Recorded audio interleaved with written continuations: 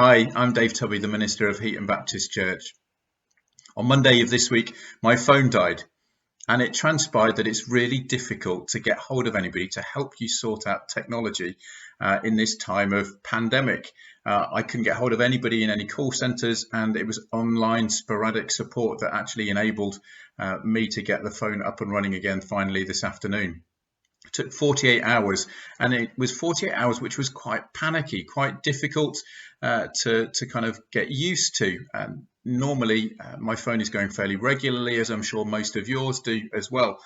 And it forced me to think about what it means to be quiet in this time, and to trust and to rest and to wait. And this is a time that we as a church have been trying to seek God and to listen to Him. And that forced time of self-isolation that we're in the middle of has meant that whether we're on the intense front line or whether we are frustrated at home, this is a season which is unique. It's an invitation, I think, for us to stop, to rest, to find space, and to listen to God. And there's all sorts of opportunities for us to be active and to be helping support.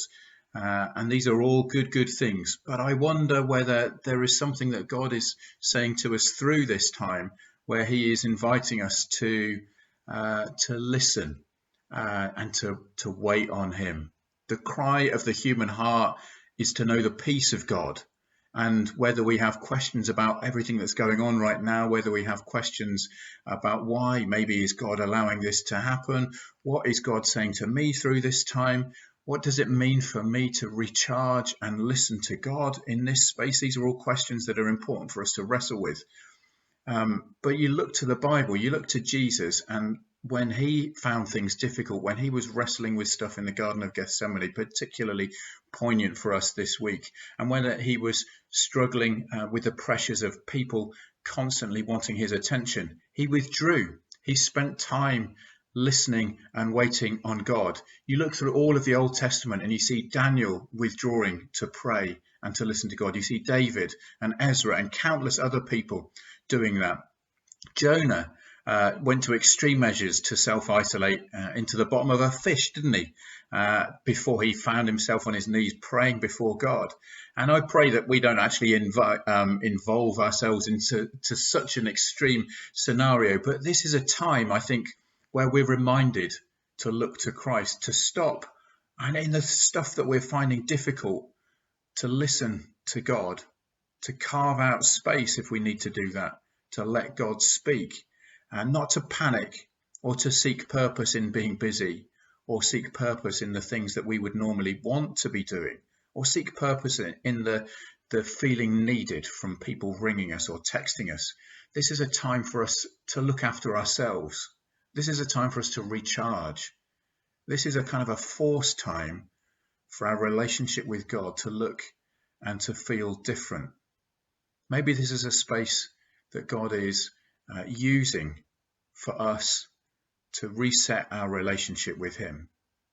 Maybe it's a time that He's inviting us to spend in prayer and resting, reading, letting God speak to us, not rushing through life at a pace that is unsustainable, but letting God speak and encourage us through His word. I want to share with you some words from Galatians chapter 2, which remind us of the significance of what it means to know Christ and to be looking for Christ. Paul says, I have died to the law that I might live to God. I've been crucified with Christ. And I no longer live, but Christ lives in me.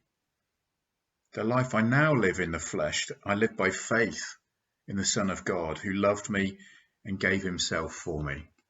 And this Holy Week, I pray that as you find and seek that space to let God speak to you, I pray that you would be encouraged.